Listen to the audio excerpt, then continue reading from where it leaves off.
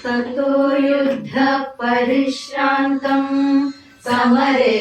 चिन्तया स्थितम् रावणं जाग्रतो दृष्ट्वा युद्धाय समुपस्थितम् दैवतैश्च समागम्य दृष्टुमव्यागतो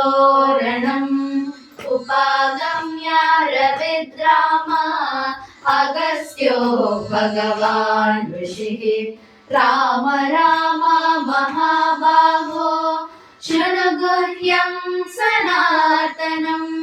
येन सर्वाणि वत्सा समरे विजयिष्यसि आदित्य हृदयं पुण्यं सर्वशत्रुविनाशनम् जयावहं जपे नित्यम् अक्षय्यं परमं शिवम् सर्वमङ्गलमाङ्गल्यं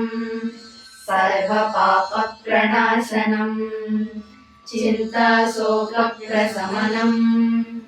आयुर्वर्धनमुत्तमम्।